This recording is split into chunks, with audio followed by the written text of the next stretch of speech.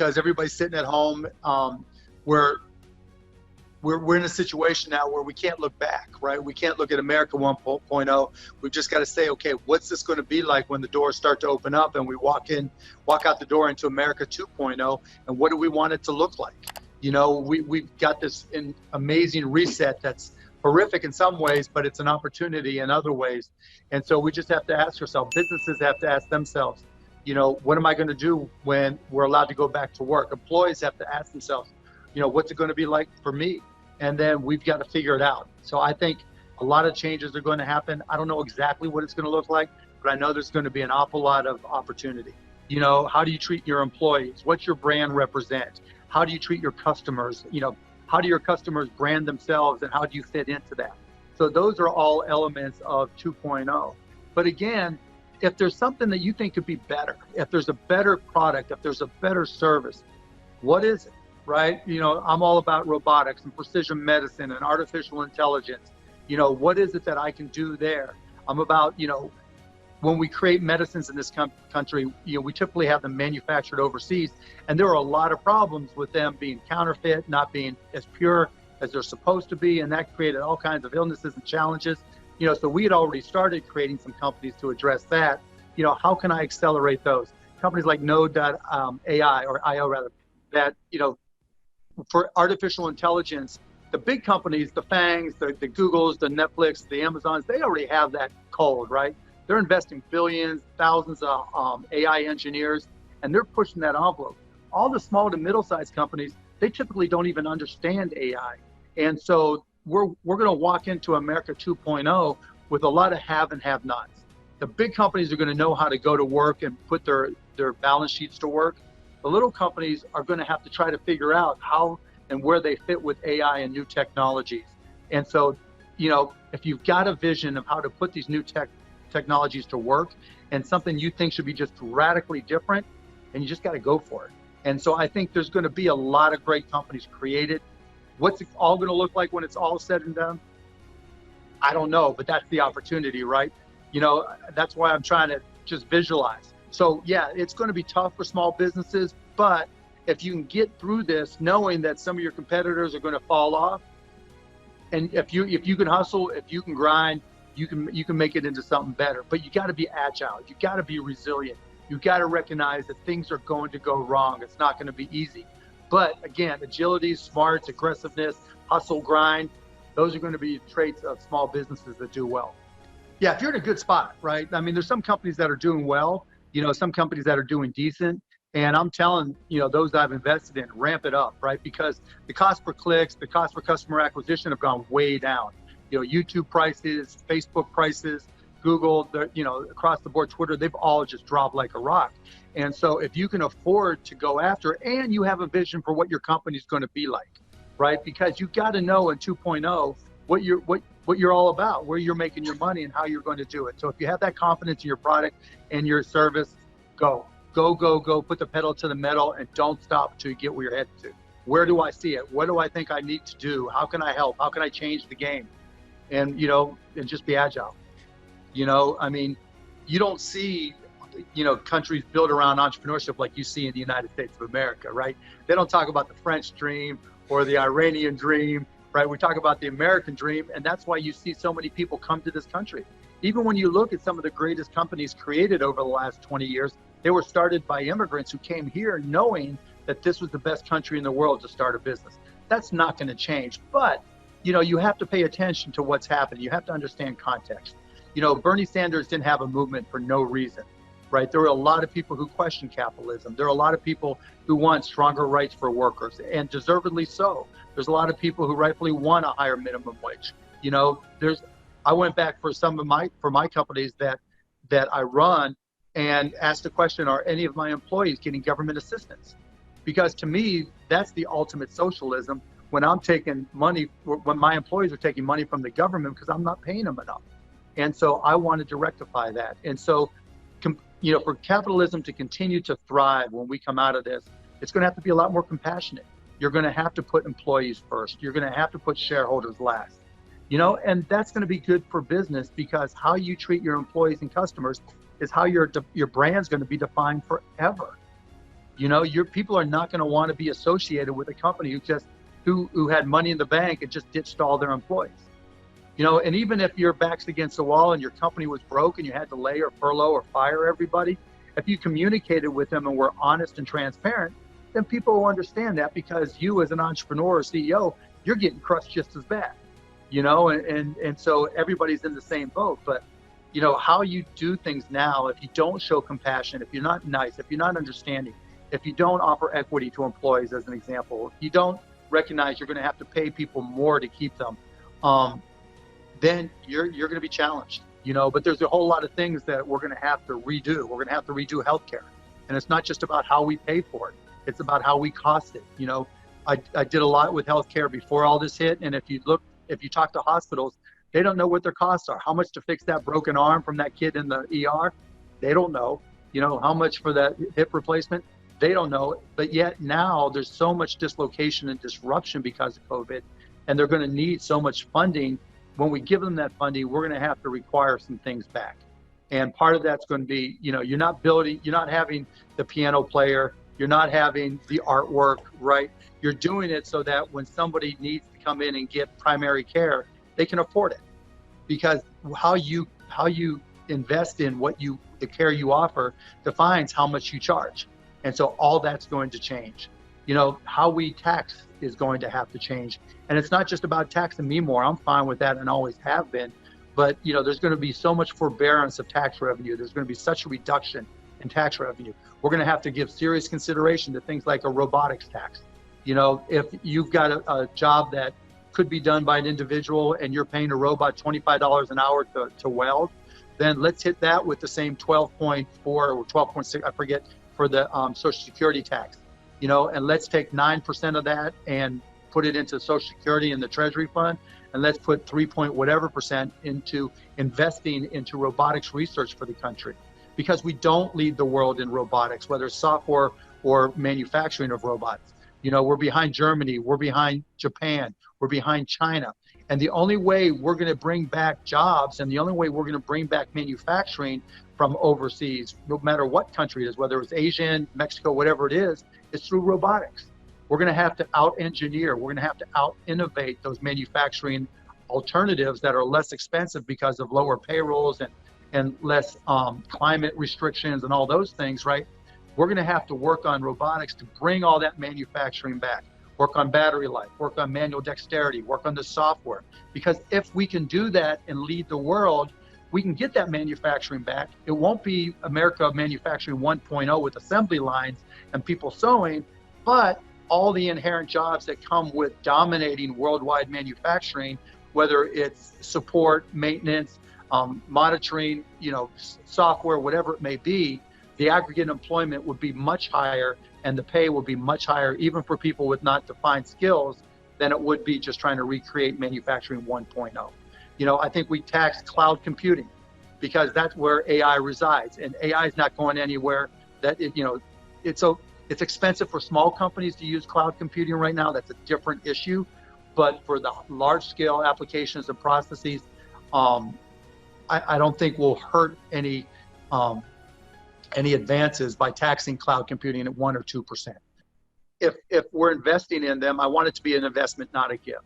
And I want something in return. We've seen what Warren Buffett has done with Bank of America and Goldman Sachs. He gave them money. It was preferred stock, plus he got warrants. He made a boatload of money afterwards. Why can't the American Treasury do the exact same thing? The American taxpayers deserve that. And by doing that, we bring back the economy much more quickly because, it's expensive, but to the people getting that money. But at the same time, I believe in this country, and I believe those stock prices are going to be much higher at some point in the future, just like they were post the 2009, 2010 Great Recession. And so it's a good investment for the American people. It's smart to take that money for the companies because, they probably don't have many alternatives. And that's the only way to do it. I mean, who else is going to give their money and not ask for something back? When we do all these bailouts in 2009, 2010, inflation is going to be rampant, and it wasn't. And then we've had, other scenarios where the interest rates go down to zero or negative interest in other countries, and inflation hasn't been rampant. It's been deflation is more of a risk than inflation. So, every economist will give you a different answer. I don't have an answer, but we'll find out, won't we? And then we'll know for the future, because this is, a great experiment for future generations. Now, hopefully they're not going to go through the same shit we're going through, but at the same time, we'll learn about monetary policy. We'll learn about fiscal policy. We'll learn about the impact of interest rates, and we'll go from there. I actually see the health crisis as being short term, right? But the economic crisis as being potentially much longer term. But you've got to deal with both of them, right? And so all the things we've been talking about in terms of the economic issues, yeah, you have to address that. We're going to have to create jobs. We're going to have tracers that do, hire 500,000, 1 million people that just go trace all these illnesses and see where they trace back to, if only to create work, right? We're going to have to do things like AmeriCorps is a great program that has a small budget. Give them a huger budget, because we're going to have to create jobs. And that's going to be a long-term issue that we address. Hopefully, like in 2009, 2010, we start to come out of it relatively quickly in a couple years, hopefully. But on the health side, I'm really optimistic that we'll have a vaccine, in trial shortly and out of trial within a year, and we'll have therapies within months. But even those therapies are going to take time to build confidence. And I just think, coming out of this, people are going to have to make their own decisions on what they do next. And that'll define where we go from here. And that's just going to take agility, and that's going to be the operative word for America 2.0, being resilient, being able to bounce back, and being agile, those two things. And, but agility is going to be word number one. And here's the requirements that we're going to set in place for your planes in terms of sanitization, sterilization, whatever the CDC, et cetera, requires. And we'll do that, and, we'll make sure that they're okay, and that'll start to build confidence. We'll work with sports teams in arenas. We'll put together programs where we won't have an arena full, but we'll start playing the game so we can at least see groups of people together in an area that won't end up getting sick. Again, that goes back to the agility. We're going to have to just test things out, and that's what'll build confidence. And of course, there's going to be kids that, feel they're invincible, and they're going to go out and do whatever anyway. They're going to be back in the beach. They're going to be back in the pools. They're going to be back partying no matter what. And then we'll see an increased instances of COVID, right? And we'll learn a hard lesson, but it's going to be an ongoing process. But what I do think the government needs to do is very clearly set standards on cleanliness and presentation, right? And information, so that if you're going to the park and there's a park bench and you want to bring your grandma there, you want to see a seal of approval that says this was the last time this bench was sanitized, right? And it may be an app where you just pointed at it. It may be AR where it shows, whatever it may be. They're going to have to be things that the government sets as standards that are confidence builders for us. Just like when we went back after 9/11 and we had the TSA there and the lines were long and you knew it was a pain in the ass and you knew you couldn't just run to the gate anymore, but that helped give us confidence. We'll need the same type of standards from the CDC, so that, or NIH, whoever it may be, so that we know that the right things are being done, because we can see the stickers everywhere. And when that starts to happen and people don't get sick, then you'll start to see an acceleration of people coming out and the new abnormal, if you will.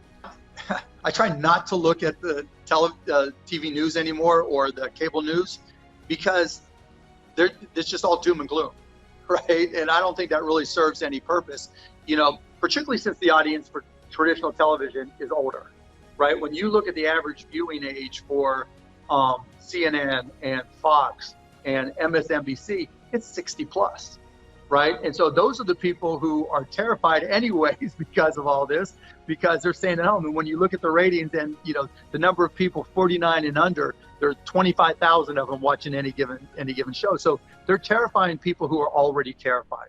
And so I think that's a problem. I think we need to start talking more about what are you going to do on the other side, right? How are you going to bring back your business? Or what are you as a consumer going to do? What are the things you're looking forward to buying, so that we have an indication that, we will get through this. There is a better way to do things, and there's going to be some exciting things that we learn, because like we talked about capitalism, but there's going to be a lot of things that we realize it wasn't right before. Let's do a better way. Or there's going to be lots of young entrepreneurs that say, I got this, right? This is my vision. They may be a 12-year-old or maybe they're a 60-year-old, but there's going to be new visions. Let's talk to them and let's hear some of those new visions. And then in terms of online, it just kind of replicates. You know, Twitter's Twitter, right? Everybody's going to go nuts on Twitter, but you know, online news sources are the same way. Here's what's wrong. Here's what this person did wrong. Here's what that person did wrong. You never see anything about what people did right, except for Dr. Fauci, right? And Dr. Birx. They're all heroes, and that's deservedly so. And the frontline healthcare workers, they're heroes and deservedly so. But let's get some things positive and let's start talking about America 2.0. Let's start talking about how we get through it. Like some of the things you and I are talking about are more macro, but there's going to be a lot of things, a lot of people that have specific visions. Let's get them out there and talking and getting feedback, you know, because that could be around the corner, a month from now, 2 months from now. You know, we're not going to just do things all the same way. Let's come up with a vision. Let's get fired up, right? I want to talk to those entrepreneurs. I want to hear about those entrepreneurs. I want to see what new products or services. I want to hear about those visions because, God damn it, if we went through all this shit, I want it to be for something, right? Yeah. And I think that's what they missed. If we went through all of this, let's make it for something. All those people who died, all those people who suffered, let's make it so that it wasn't in vain. Let's turn this into something that makes this country better. Survival. I mean, look, we're going to get through this.